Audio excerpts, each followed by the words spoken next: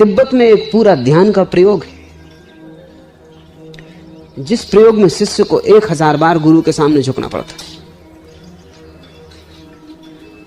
2000 बार, 3000 बार, 5000 बार। गुरु बैठा है अपने कमरे में, शिष्य बाहर है, काम कर रहा है, लेकिन उसको दिन में 5000 बार गुरु की दिशा में साष्टांग दंडवत करनी। क्या राज है उस 5000 बार झुकने का? और इतना ध्यान लग जाता है उस झुकने से, कुछ और करना नहीं पड़ता, बस इतना याद रखना है कि 5000 बार दिन में झुक जाना है। ऐसा भी नहीं कि गुरु के चरण वहीं हो, मील 2 मील दूर भी हो सकता है शिष्य, लेकिन जिस दिशा में गुरु है उस तरफ झुकते रहना है। गुरु से कुछ लेना देना भी नहीं है, गुरु तो बहाना है, असली बात तो झुकना है। गुरु तो खूंटी है, कोई भी खूंटी काम कर देगी, झुकने को टांगना है। पश्चिम के लोग बड़ी मुश्किल में रहेंगे क्योंकि वो समझ नहीं पाते। हिंदू देखो सूरज के सामने सूर्य नमस्कार कर रहे हैं, सूर्य को कुछ नमस्कार करने से होने वाला है? वो कोई सवाल ही नहीं। नमस्कार करने की कला है, उसको सीखना है। सूरज भी काफी ठीक है। सूर्य नमस्कार ध्यान का एक गहरा प्रयोग है, सूरज के कारण नहीं। अगर तुमने सूरज के कारण समझा तो तुम भूल गए झुकने के कारण। तो पहला कदम है कि झुको, फिर दूसरा कदम है कि नीचे होने में कुशल हो जाओ। तब सारा संसार तुम्हारी तरफ बहता रहेगा, तुम्हारी संपदा का अंत न होगा। तुम कितनी ही उलीचो और बांटो अपने आनंद की संपदा को, वो बढ़ती ही जाएगी, क्योंकि तुमने गड्ढा बना लिया। अमृत चला आ रहा है, तुम दोनों हाथ उलीचते रहो, कुछ भी चुकेगा ना। जितना उलीचोगे उतना पाओगे बढ़ता चला जाता है। इस तरह वे खड्डों घाटियों के स्वामी बन गए। लोगों के बीच प्रधान होने के लिए किसी को उनके अनुगत्य की तरह होना चाहिए। अगर तुमने लोगों के आगे होने की कोशिश की तो लोग तुम्हें पीछे पहुंचा देंगे। लोग यानी अहंकार से भरी हुई प्रतिमाएं, पागल है। तुमने अगर आगे होने की कोशिश की तो घसीट के तुम्हें पीछे कर देंगे। तुमने अगर पीछे होने की कोशिश की तो तुम्हें सिर आंखों पर उठा लेंगे। जब तुम उनके अहंकार पर चोट नहीं करते तब वे तुम्हें स्वीकार कर लेते। जब तुम उनके अहंकार पर चोट करते हो तब उनका अहंकार प्रतिशोध से भर जाता है। और लोग तो पागल हैं। लाओ से कहता है, अगर तुम चाहते हो कि सच में ही तुम लोगों के आगे हो जाओ तो कला है पीछे हो जाना।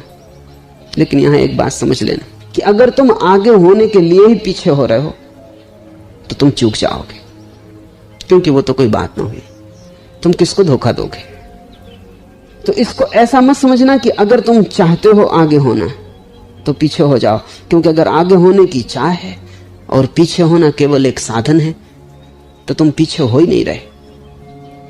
बाजिद के एक शिष्य ने उससे कहा कि मैंने तुम्हारे वचनों में पढ़ा और तुमसे सुना कि अगर तुम स्त्रियों को छोड़ दोगे तो स्त्रियां तुम्हारे पीछे आएंगी, अगर तुम धन छोड़ दोगे तो धन की देवी तुम्हारा पीछा करेगी।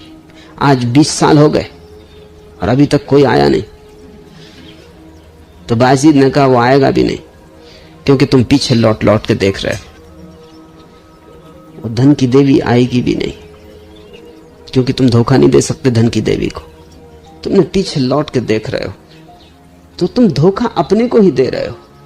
अगर तुम श्रेष्ठ होना चाहो लोगों में इसलिए पीछे खड़े हो जाओ तो तुम कभी भी लाओसे को ना समझ पाओगे। हाँ, अगर तुम पीछे खड़े हो जाओ तो तुम श्रेष्ठ हो जाओगे। वो बाई प्रोडक्ट है, वो परिणाम है। वो जो पीछे हो जाता है उसको लोग सिर आंखों पर उठा लेते हैं, इसलिए नहीं कि उसकी चाह थी, बल्कि इसलिए कि जो पीछे हो जाता है वो श्रेष्ठ हो जाता है। उसे श्रेष्ठ होने की चाह नहीं है, पीछे हो जाने में श्रेष्ठ हो जाना छिपा है। श्रेष्ठ होने की चाह तो निकृष्ट मन की चाह है, श्रेष्ठ होने की चाह तो हीनता की चाह है।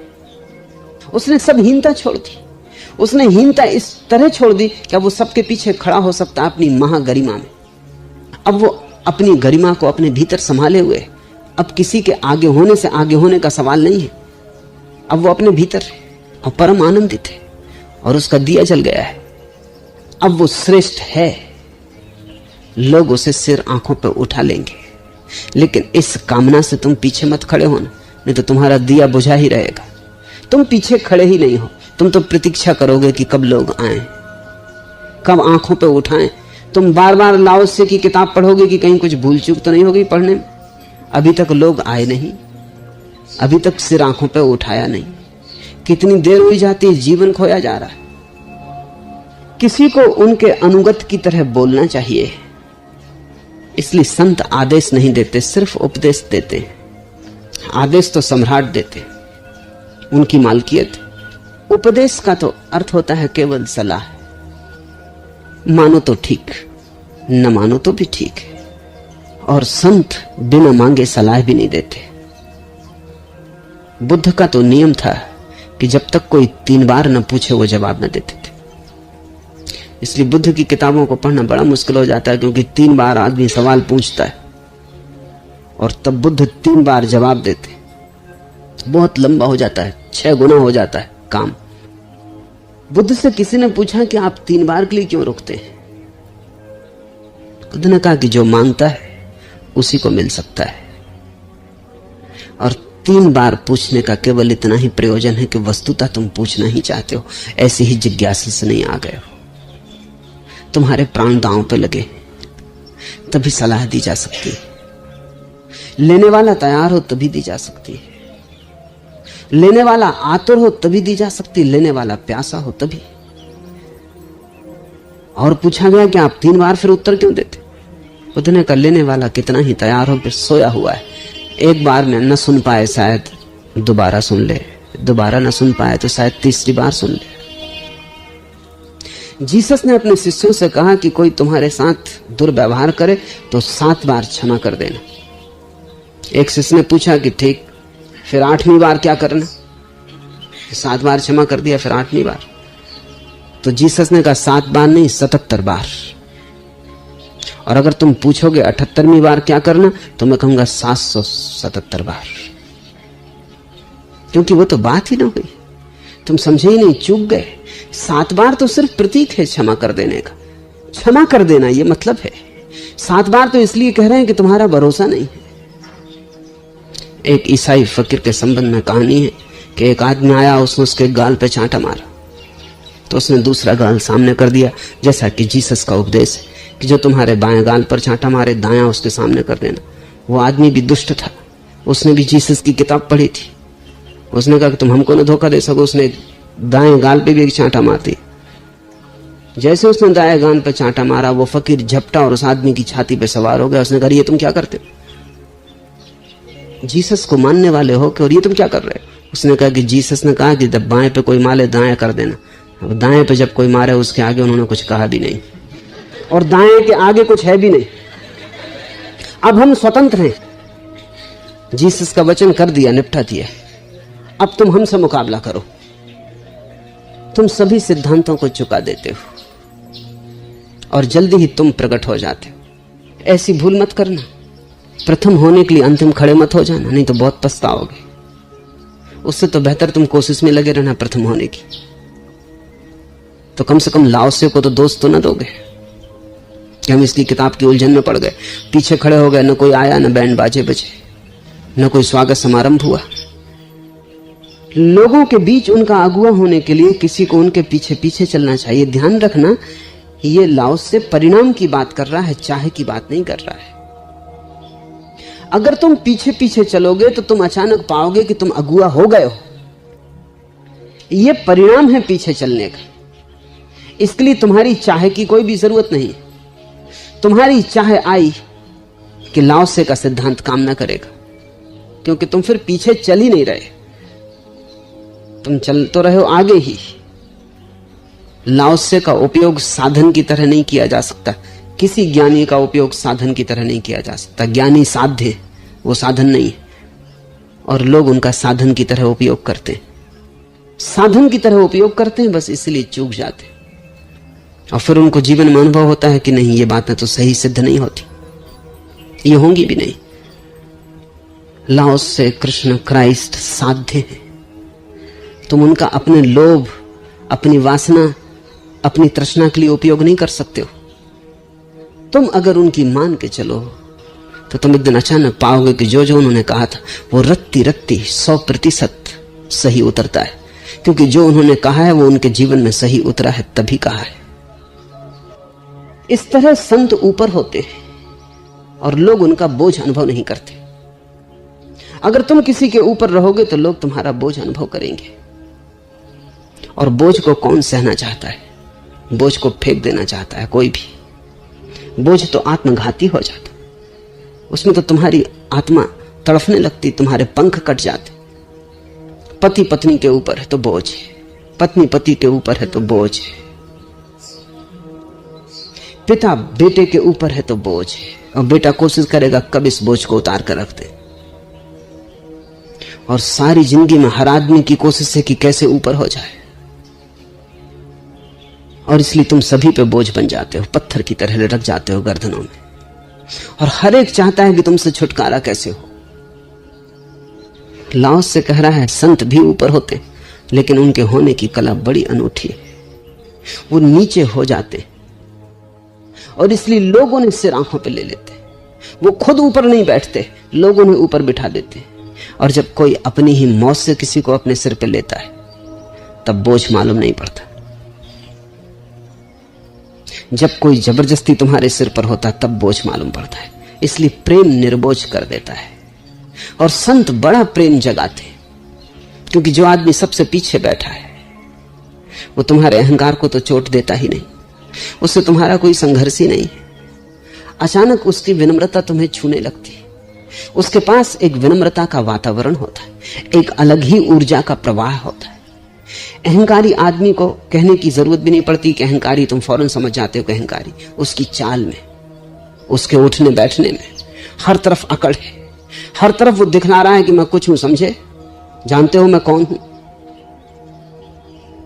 विनम्र आदमी ऐसे है जैसे छिपा है, जैसे नहीं चाहता कि तुम्हारी आंख में पड़े, जैसे नहीं चाहता कि तुम्हारे रास्ते को काटे, जैसे नहीं चाहता कि आवाज हो जाए, पग ध्वनि भी तुम्हें सुनाई पड़े और बाधा पड़े। ज़ैन फकीर कहते हैं कि जब किसी व्यक्ति को ज्ञान हो जाता है, और वो ठीक कहते हैं, तो शिष्य को बताना नहीं पड़ता गुरु को आके कि ज्ञान हो गया। शिष्य के आते ही गुरु कह देता है तो हो गया, बात पूरी हो गई।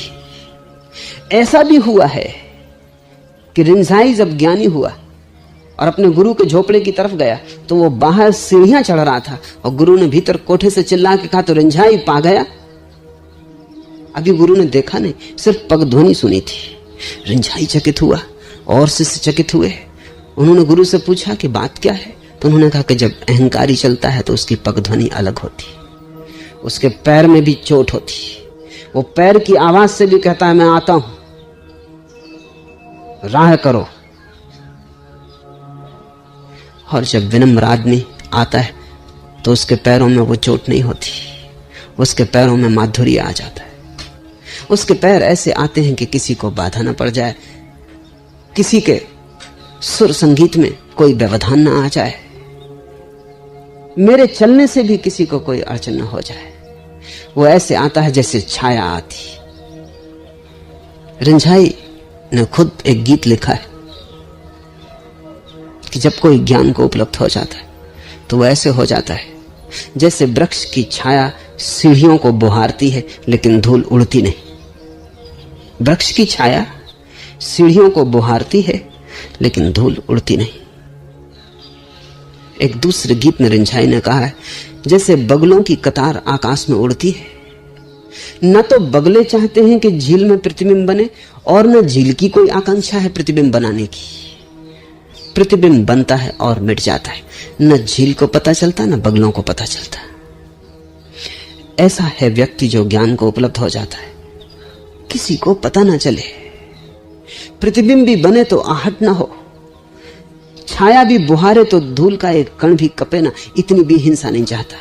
निश्चित ही उसके पैर की गति, उसके पैर की आवाज सब बदल जाती। उसके पगध्वनि में पैसिविटी होती, एक्टिविटी नहीं। उसकी पगध्वनि में कर्म नहीं होता, अकर्म की दशा होती। वो चलता नहीं जैसे कोई उसे चला रहा है, वो भीतर खाली हो गया है, शून्य। और उसके शून्य की प्रतिध्वनि उसके प्रत्येक कृत्य में मिलती। संत ऊपर होते हैं और लोग उनका बोझ अनुभव नहीं करते, क्योंकि लोग स्वयं ही उन्हें ऊपर उठा लेते। तुम किसी के ऊपर बैठने की कोशिश मत करना, तुम जिसके भी ऊपर बैठ जाओगे वही तुम्हारा दुश्मन हो जाएगा। और इसी तरह तो तुमने 1000 तरह के दुश्मन अपने आसपास इकट्ठे कर लिए, और तुम्हारी पूरी चेष्टा ये है कि किसी के भी ऊपर बैठ जाएं। छोटा सा बच्चा भी घर में पैदा होता है तो माँ और बाप उसके ऊपर चढ़ने की कोशिश शुरू कर देते। छोटे से बच्चे को भी तुम छोड़ते नहीं, उसकी भी सवारी करते हो। और तब अगर बच्चे माँ बाप के दुश्मन हो जाते हैं तो कुछ आश्चर्य नहीं। अगर पति पत्नी के बीच तालमेल खो जाता है तो कुछ आश्चर्य नहीं, क्योंकि दोनों एक दूसरे के ऊपर सवारी की कोशिश में संलग्न। कौन किसको डोमिनेट करे, कौन किसको चलाए, कौन असली मालिक। क्या तुम इतने हीन हो कि तुम्हें छोटे बच्चे से भी प्रतिस्पर्धा करनी पड़ती? क्या तुम इतने हीन हो कि तुम अपनी पत्नी के ऊपर भी निर्बोझ नहीं हो सकते? क्या तुम इतने हीन हो कि तुम अपने पति को भी निर्बोझ नहीं छोड़ पाते? जितनी श्रेष्ठता होती है उतना ही आदमी दूसरे को निर्बोझ छोड़ देता है, और जितनी हीनता होती है उतना ही आदमी दूसरे की छाती पे सवार होता है। क्यों? क्योंकि जब तुम श्रेष्ठ होते हो लोग स्वयं ही तुम्हें सिर पे उठा लेते। जब तुम निकृष्ट होते हो तभी तुम्हें खुद सीढ़ी लगा के लोगों के सिर पे चढ़ना पड़ता है, क्योंकि निकृष्ट को कौन सिर पे रखेगा। इसलिए तो तुम्हारी राजनीति निकृष्ट लोगों का धंधा हो जाती है। उसमें जो निम्नतम है समाज में वे संलग्न हो जाते हैं, क्योंकि राजनीति सीढ़ी है जिससे पूरे मुल्क की छाती पर और सिर पे चढ़ के बैठा जा सकता है। अगर दुनिया की राजधानियां परमात्मा कुछ तरकीब करे और एकदम से विलीन हो जाएं, सिर्फ राजधानियां, तो दुनिया में 90% पाप एकदम विलीन हो जाएंगे। Delhi, London, Washington, Moscow, packing एकदम से समाप्त हो जाएं, क्योंकि वहां सब पागल, सब तरह के हीन ग्रंथि से भरे लोग इकट्ठे हो गए। राजधानियां घेर ली जानी चाहिए और उनको मानसिक अस्पतालों में बदल दिया जाना चाहिए। वहां सबके इलाज की जरूरत है, और वो निकृष्टतम लोग हैं, क्योंकि निकृष्ट ही सिर पे चढ़ना चाहता है। श्रेष्ठ को तो तुम सिर पे बिठा लो तो भी वो कहता है कि क्षमा करो, मुझे नीचे उतरने दो। क्यों नाहक कष्ट कर रहे हो? क्या कारण है इसका? कारण यह है कि श्रेष्ठ इतना श्रेष्ठ है अपने भीतर कि अब किसी के सिर पे बैठ के थोड़ी श्रेष्ठ होना है, और किसी के सिर पे बैठ के कभी कोई श्रेष्ठ हुआ है? श्रेष्ठता जब वस्तुता होती है तो उसकी गरिमा आंतरिक है, किसी दूसरे से उसका कोई संबंध नहीं। दूसरे के मत, दूसरे के सहारे की कोई भी जरूरत नहीं। श्रेष्ठता अकेली जी सकती है। श्रेष्ठ व्यक्ति हिमालय के एकांत में भी उतना ही श्रेष्ठ होगा। तुम्हारे प्रधानमंत्री को, तुम्हारे राष्ट्रपति को जंगल के एकांत में ले जाओ, जैसे जैसे भीड़ छटने लगेगी वैसे वैसे राष्ट्रपति छोटा होने लगे। जब ठेठ तुम जंगल में ले जाओगे और वहां कोई भी ना रहेगा, अकेला राष्ट्रपति रह जाएगा, तो वृक्षों के कौवे भी ज्यादा श्रेष्ठ मालूम पड़ेंगे। वो कुछ भी नहीं है, ना कुछ। उसकी सारे होने की ताकत तो लोगों की भीड़ पे थी जिनके सिर पे वो चढ़ना सीख गया था। जब लोग ही जा चुके, सीढ़ी गिर गई। नेपोलियन जब हार गया तो उसे सेंट हेलेना के द्वीप में बंद कर दिया गया। हारे नेपोलियन की बड़ी दुर्दशा होती। जीत थी तो वो संसार का मालिक था, हार गया तो 2 कौड़ी का हो गया। लेकिन फिर भी जैसे रस्सी जल जाती है और अकड़ रह जाती। रस्सी तो जल गई, लेकिन मरते दम तक नेपोलियन ने कपड़े न बदले, सड़ गए, गंदे हो गए, फट गए। बहुत बार कहा गया कि नए कपड़े आपके लिए उपलब्ध हैं, आप पहन लें। उसने कहा कि नहीं।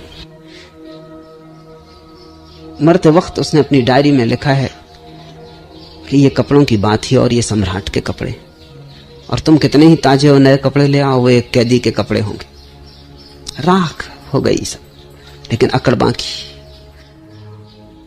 अभी भी वो चलता है तो उसी अकड़ से। फटे हैं कपड़े, पुराने हैं कपड़े, जरा जीर्ण हो गए, लेकिन वो अब भी अपने को सोच रहा है कि सम्राट है। मरते समय उसने लिखा है कि मान लिया कि मैं अब सम्राट नहीं हूं, लेकिन इसे तो कोई भी इंकार न करेगा कि मैं एक हारा हुआ सम्राट हूं। हारा हुआ हूं माना, मगर हूं तो सम्राट ही। मगर हारे हुए सम्राट का क्या मतलब होता है?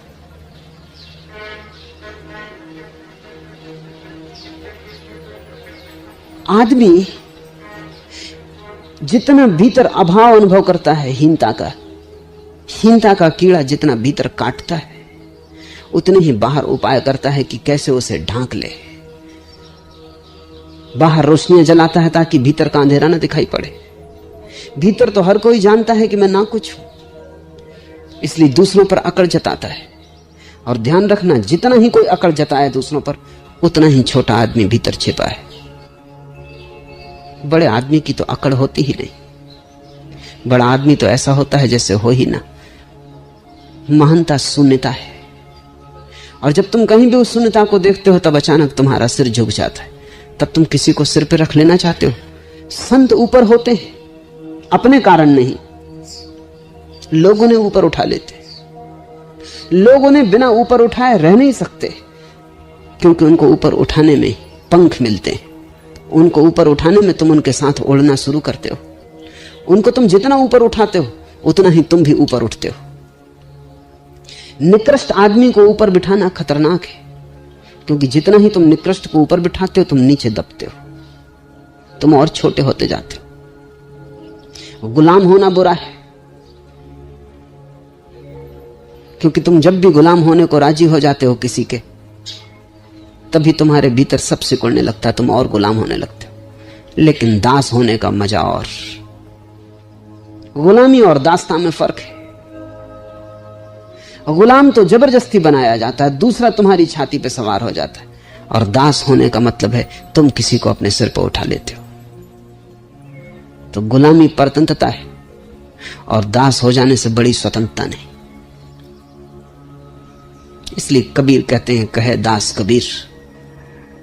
ये जो दास है कबीर का, ये गुलाम नहीं है, ये दासता अंगीकार की है। ये छोटा होना अपनी तरफ से स्वीकार किया है, ये पीछे होना अपनी तरफ से साधा है। अपने को ना कुछ बनाने में स्वेच्छा से चेष्टा की। वह आगे आगे चलते हैं और लोग उनकी हानि नहीं चाहते। जब तुम लोगों के आगे चलना चाहोगे तो लोग तुम्हारी हानि चाहेंगे, क्योंकि तुम उन्हें आगे होने देने में बाधा हो, तुम उनके दुश्मन हो। इसलिए राजनीति में कोई दोस्त नहीं होता। राजनीति में दो तरह के दुश्मन होते हैं, प्रगट दुश्मन, अप्रगट दुश्मन। प्रगट दुश्मन से भी अप्रगट दुश्मन ज्यादा खतरनाक होता है। इसलिए मैकियावेली ने, जिसने कि राजनीति की बाइबल या वेद लिखा, अपनी किताब दी प्रिंस में कुछ सुझाव दिए। उसने कहा है कि राजनीतिज्ञ को, राजा को, सम्राट को, किसी को भी भूल के कभी मित्र नहीं मानना चाहिए, अन्यथा वो पछताएगा। क्योंकि जो आज मित्र है वो कल शत्रु हो सकता है। और उसने ये भी कहा कि शत्रु के संबंध में भी ऐसी बात नहीं कहनी चाहिए कि कभी मित्रता बनने का मौका आए तो वो बात बाधा बने, क्योंकि वहां कोई भी शत्रु हो सकता है, कोई भी मित्र हो सकता है। राजनीतिक के आसपास जो लोग होते हैं वो भी शत्रु हैं, क्योंकि वो भी कोशिश कर रहे हैं कि तुम जिस सिंहासन पर हो वो हो जाएं। तो कुछ शत्रु बाहर चेष्टा करते हैं वहां से आने की, और कुछ शत्रु घर के भीतर होते हैं और वहां से चेष्टा करते हैं। राजनीतिक का मित्र कोई हो ही नहीं सकता, क्योंकि जो महत्वाकांक्षा तुम्हें ले आई है वही दूसरों को भी ले आई है। तो इंदिरा को डर कोई जयप्रकाश से ही नहीं, यशवंतराव चौहान से भी उतना ही ज्यादा। और बाहर के दुश्मन से तो सुरक्षा करना आसान, भीतर के दुश्मन से सुरक्षा करना मुश्किल, क्योंकि वो भीतर है। इसलिए तो इंदिरा को रोज रोज पोर्टफोलियो बदलने पड़ते हैं कि किसी को भी ये भ्रांति ना हो जाए कि तुम जम गए। उखाड़ते रहना पड़ता है। तुमको पक्का पता रहना चाहिए कि तुम जम नहीं गए हो, कि तुम और आगे जाने की कोशिश करने लगो। तुम जहां हो वहीं रहने में तुम्हें लगाए रखना पड़ता है, कि तुम किसी तरह वहीं बने रहो, क्योंकि तुम्हें अगर ये पक्का भरोसा हो जाए कि तुम जहां हो वहां से तुम्हें कोई नहीं हटा सकता, तो तुम और ऊपर चढ़ने की कोशिश शुरू कर दोगे। इसलिए हर राजनीतिज्ञ को अपने कैबिनेट को हमेशा उखड़ी हालत में रखना पड़ता है, कपाए रखना पड़ता है, तो किसी को भी पक्का भरोसा न हो जाए कि ये कुर्सी तय हो गई। अगर ये तय हो गई तो तुम्हारी शक्ति ऊपर वाली कुर्सी की तरफ जाने में संलग्न हो जाएगी। इसलिए इस कुर्सी को हिलाए रखना पड़ता है कि तुम्हारी ताकत इसी पे बैठे रहने में लगी रहे और तुम्हारी ताकत आगे ना जा पाए। राजनीति में मित्रता संभव नहीं, क्योंकि महत्वाकांक्षी की क्या मित्रता हो सकती। हम सब महत्वाकांक्षी हैं अगर हम सब एक दूसरे के दुश्मन हैं तब, क्योंकि हम वही पाने की कोशिश कर रहे हैं जो दूसरे भी कर रहे हैं, और वो न्यून है, चाहे धन हो चाहे पद हो। सारा संसार उसी को पाना चाह रहा है, इसलिए सारा संसार एक दूसरे का दुश्मन है और एक कलह सतत चलती रहती, शिष्टाचार में छिपी, संस्कृति में ढकी, वस्त्रों में, शब्दों में, बातों में छिपाई हुई, लेकिन भीतर एक संघर्ष चल रहा है। संत आगे आगे चलते हैं और लोग उनकी हानि नहीं चाहते, क्योंकि संत तो पीछे चलता है, लोग ही उसको पकड़ के आगे ले आते हैं, और जैसे ही लोग उसे छोड़ दें वो फिर पीछे चला जाता है। ऐसी अनूठी घटना इस देश में घटी है कि सम्राट से भी ऊपर जंगल में बसे ऋषि का स्थान हो गया था। वो हट गया था पीछे, लेकिन सम्राट जाके उसके चरण छूता।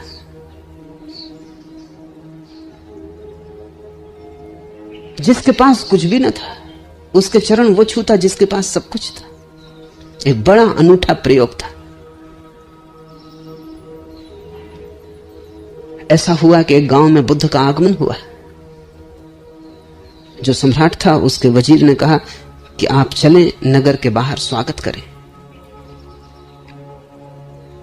सम्राट नया नया था, अकड़ से भरा था। उसने कहा कि क्यों मैं जाऊं, आखिर बुद्ध एक भिखारी ही है, और आना होगा तो खुद महल आ जाएंगे, वो मेरी क्या जरूरत है जाने की। उस बूढ़े वजीर ने तुरंत इस्तीफा लिख दिया। उसने कहा कि फिर मेरा इस्तीफा संभाले, क्योंकि इतने छोटे आदमी के नीचे काम करना फिर मुझे मुश्किल है। तुम में बड़प्पन है ही नहीं। वो सम्राट बोला बड़प्पन नहीं, बड़प्पन की वजह से तो मैं जा नहीं रहा हूं। उस बूढ़े वजीर ने कहा इसे हम बड़प्पन नहीं कहते। बुद्ध कभी सम्राट थे और उन्होंने उस सम्राट होने को छोड़कर भिक्षुक का पात्र लिया, इसलिए भिक्षुक का पात्र साम्राज्य से बड़ा है। साम्राज्य को छोड़ दिया इस पात्र के लिए। अगर तुम्हें दिखाई पड़ता हो तो तुम एक अवस्था पीछे हो अभी बुद्ध से, क्योंकि सम्राट होने के बाद वो भिक्षु हुए, अभी तुम सम्राट ही हो। अभी भिक्षु होने में तुम्हें बहुत देर है, और तुम्हें चलना होगा प्रणाम करने को और झुकना होगा चरणों में, अन्यथा मेरा इस्तीफा संभाल लें। एक अनूठा प्रयोग पूरब में हुआ है, और वो ये कि जो सबसे पीछे है उसके चरणों में वो झुके जो सबसे आगे है, क्योंकि सबसे आगे तो अभी भी बचकाना है, महत्वाकांक्षा की दौड़ है, ज्वर है। जो सबसे पीछे खड़ा है वो प्रौढ़ हो गया, अब उसकी कोई प्रतियोगिता किसी से भी ना रही, अब प्रतिस्पर्धा बिल्कुल शून्य हो गई। इस शून्य प्रतिस्पर्धा में ही तो पहली दफा आत्म गौरव का जन्म होता है। अब कोई छीना झपटी नहीं है, अब धन बाहर नहीं है, धन भीतर है। अब किसी से कुछ पाना नहीं है, अब जो पाना है वो मिला ही हुआ है। अब भीतर का दिया जलता है, अब बाहर की रोशनियों का कोई सवाल न रहा। अब हो जाए गहन अंधकार बाहर तो भी अंतर न पड़ेगा, कोई भी ना हो बाहर, सारी पृथ्वी खाली हो जाए तो भी इसके एकांत में वही शांति और वही आनंद होगा जो भीड़ के रहते था। अब जंगल और बाजार में कोई फर्क ना रहा। अब तुम क्या कहते हो, अच्छा या बुरा, कोई उसकी संगति नहीं है। इतनी आत्मगरिमा में प्रतिष्ठित जो है उसी का नाम संत है। वह आगे आगे चलते हैं और लोग उनकी हानि नहीं चाहते, और तब संसार के लोग खुशी खुशी और सदा के लिए उन्हें सिर आंखों पर रखते, क्योंकि वह कलह नहीं करते। इसलिए संसार में कोई उनके विरुद्ध संघर्ष नहीं कर पाता। संत से लड़ना मुश्किल है, लड़े कि हारे। संत से अगर लड़े कि हारना सुनिश्चित है। संत को हराया नहीं जा सकता। क्यों? क्योंकि संत की कोई जीतने की आकांक्षा नहीं। जो जीतना ही नहीं चाहता उसे तुम हराओगे कैसे? रामकृष्ण से विवाद करने आए थे केशव चंद्र, हराने आए थे, हार के लौटे, क्योंकि रामकृष्ण ने विवाद किया ही नहीं। उल्टी ही हो गई बात सब। केशव चंद्र करने लगे तर्क की बात कि ईश्वर नहीं है, सिद्ध करने लगे, और हर तर्क पर रामकृष्ण उठ उठ कर उनको गले लगाने लगे और कहने लगे वाह वाह, बिल्कुल ठीक कहा। थोड़ी देर में केशव चंद्र मुरझा गए कि अब करना क्या। जो भीड़ देखने आई थी रामकृष्ण की पराजय को, वो भी बड़ी बेचैन हो गई कि ये किस तरह का विवाद हो रहा है। तो केशव चंद्र ने कहा, आप मेरी सब बातों को हां कहते हैं तो आप पराजय स्वीकार करते हैं? रामकृष्ण ने कहा, मैंने कभी दावा ही कहां किया तुम्हें जीतने का। तुम्हारी जैसी प्रतिभा को और मुझ जैसा गंवार जीत सकेगा? असंभव। मगर एक बात तुमसे कहता हूं कि मैं तो बेपढ़ा लिखा हूं। परमात्मा की कोई बहुत बड़ी प्रतिभा मुझसे प्रकट नहीं हो रही। तुम्हें देख के मुझे पक्का भरोसा आ गया कि परमात्मा है।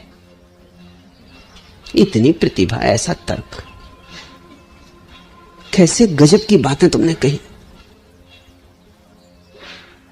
जहां इतनी प्रतिभा हो सकती है वहां परमात्मा होना ही चाहिए, क्योंकि पदार्थ से ऐसी प्रतिभा कैसे पैदा होगी। और यह मानने को मैं राजी नहीं हूं केशव कि तुम सिर्फ मिट्टी पत्थर हो। तुम्हारे भीतर ऐसा संगीत बज रहा है बुद्धिमत्ता का, वो संगीत खबर देता है कि परमात्मा है। इसके पहले मुझे थोड़ा बहुत शक भी रहा हो, तुम्हारे आने से वो भी मिट गया। केशव चंद्र हार के लौटे, क्योंकि संत की कलह क्या है, उसका दावा क्या है, उसे कुछ सिद्ध करना नहीं। संत का कोई सिद्धांत थोड़ी है जिसे सिद्ध करना है, कोई शास्त्र थोड़ी है जिसे सिद्ध करना है। संत का तो एक जीवन है। और उस घड़ी में केशव की आंखें खुल गई और देखा संत के जीवन को, और देखी इस महिमा को जिसे कि विरोध भी हरा नहीं सकता, जिसे विवाद से मिटाया नहीं जा सकता। देखी इस आस्था को कि कितने ही तूफान उठाए जाएं तर्क के, आस्था का दिया डगमगाता भी नहीं, उल्टे तूफान से भी जीवन ले लेता है। तुमने देखा कभी कि छोटे दिए बुझ जाते हैं हवा के झोंके में, लेकिन बड़ी आग लगी हो तो हवा घी का काम करती है। आग लग गई हो मकान में तो उस वक्त एक ही सुरक्षा है कि हवा ना चले, क्योंकि आग लगी हो मकान में और हवा चल जाए तो आग बढ़ जाएगी, बुझना मुश्किल हो जाएगा। लेकिन गणित तो देखो, छोटा सा दिया हवा आती तो बुझ जाता है, बड़ी आग हवा आती तो और जलती है। संत इतनी बड़ी आग है कि बुझाने को तुम अगर तूफान लाओगे तो घी का काम होगा। छोटे छोटे दिए विवाद से हार जाते हैं, बड़ी आग विवाद से बढ़ती। छोटे छोटे दिए लड़ो तो हरा सकते हो उन्हें, बड़ी आग से लड़ोगे तो जलोगे, हारोगे।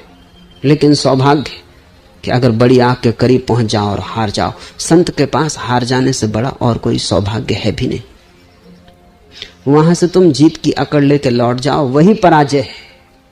वहां तुम हार जाओ, वहां तुम समर्पित हो जाओ, वही जीत है।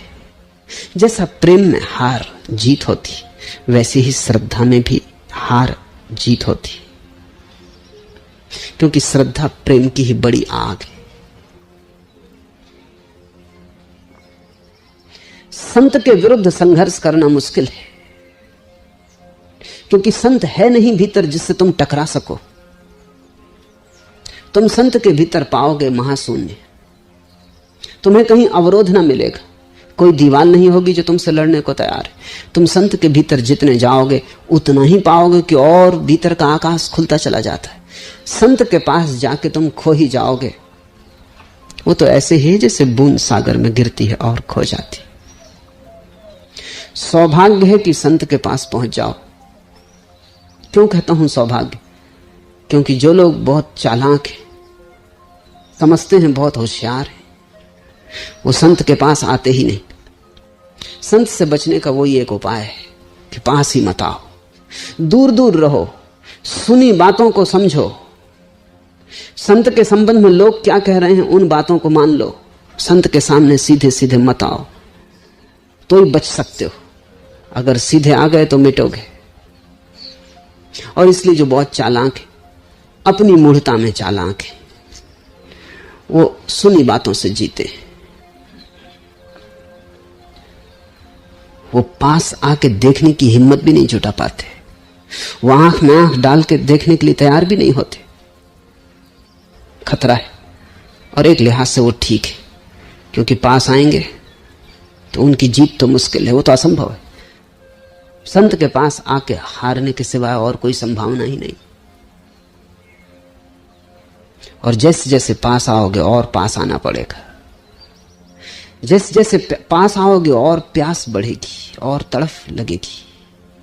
जैसे जैसे पास आओगे वैसे वैसे मिटने की बड़ी तीव्र आकांक्षा गहन होगी। एक दिन संत में डूबोगे, और जिस दिन संत में डूब जाओ उस दिन तुम्हारे भीतर भी संतत्व का उदय हो गया।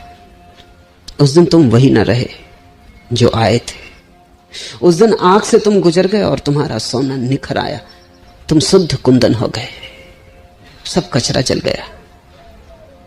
संत एक क्रांति है जिससे तुम गुजर सकते हो। मिटने की तैयारी हो तो ही पास आना चाहिए। लोग ऐसे हैं कि पास भी आ जाते हैं, मिटने की तैयारी नहीं, तब बड़ी मुश्किल में पड़ जाते हैं।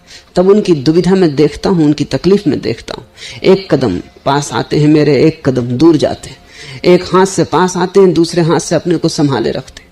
ऐसा हुआ कि मुल्ला नसरुद्दीन की पत्नी एक दिन आई और उसने कहा जल्दी करें, और खतरे की घड़ी है।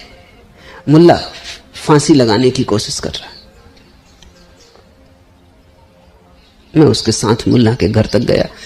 राह में वो बार बार कहने लगी जल्दी चलें, ये आपकी चाल ठीक नहीं, ये मामला संकट का है। मैंने कहा तू घबरा मत, जो आदमी कभी किसी चीज में सफल नहीं हुआ वो आत्महत्या में भी सफल होगा नहीं। तू बिल्कुल बेफिक्र रहे। पर उसको पसीना चू रहा, हाथ पैर कप रहे हैं। वो बोली कि आत्महत्या बात और है, और चीज में सफल ना हुआ हो, क्योंकि दूसरों का सवाल था। तो अकेले आत्महत्या तो खुद ही करनी, कोई बाधा भी देने वाला नहीं।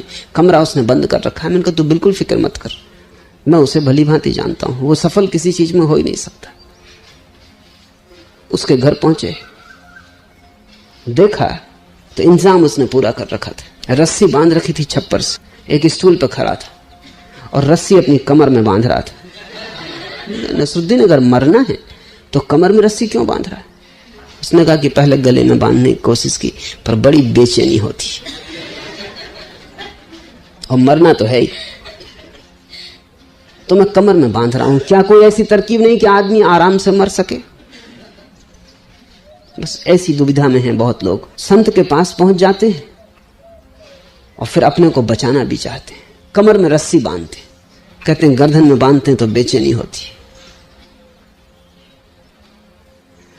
बचाते भी हैं अपने को और बचा भी नहीं सकते हैं, क्योंकि आमंत्रण सुन लिया गया है, पुकार आ गई है, बुलावा आ गया है, और भीतर लग रहा है कि तैयार हैं, कूद लेना चाहिए, छलांग लेनी चाहिए। खड़े हैं गड्ढे के पास, एक क्षण में घटना घट सकती है, सिर्फ साहस चाहिए। लेकिन पकड़े हैं किनारे को, नाव में सवार हो गए और नाव की खूंटियां किनारे से बंधी, उन्हें खोल नहीं रहे। नाव में बैठे हैं, पतवार चला रहे और खूंटियां किनारे से बंधी, रस्सियां किनारे से बंधी, नाव कहीं जा नहीं रही। ऐसी दुविधा में तुम मत पड़ना। या तो भाग खड़े होना, लौट के पीछे देखना ही मत, और या फिर छलांग ले लेना, और फिर मत भय करना कि क्या होगा। इन दो के बीच रहोगे तो न घर के न गांठ के, न संसार के न सन्यास के, न पदार्थ के न परमात्मा के। तब तुम बड़ी उलझन में रहोगे। वो किनारा छूट गया और दूसरा किनारा मिलता नहीं, और मझधार में डूबने जैसी गति हो जाएगी। संत के पास आना हो तो पूरे, ना आना हो तो भी पूरे ना आना। मध्य में बड़ा तनाव पैदा हो जाता, बड़ा संताप पैदा होता है, और कमर में रस्सियां बांध के कोई फांसी नहीं लगती। और बेचैनी तो होगी, क्योंकि सारे अतीत को मार डालना है। बेचैनी तो होगी क्योंकि सारी वासनाओं को जला डालना है। बेचैनी तो होगी क्योंकि अब तक की सारी महत्वाकांक्षा और पागलपन को आग में गिरा देना है, राख कर देना है अहंकार को। बेचैनी तो निश्चित है, लेकिन उसी बेचैनी के बाद, उसी अंधेरी रात के बाद सुबह का जन्म है। और जिन्हें सुबह देखनी, उन्हें अंधेरी रात से गुजरने का साहस चाहिए ही। आज इतना ही।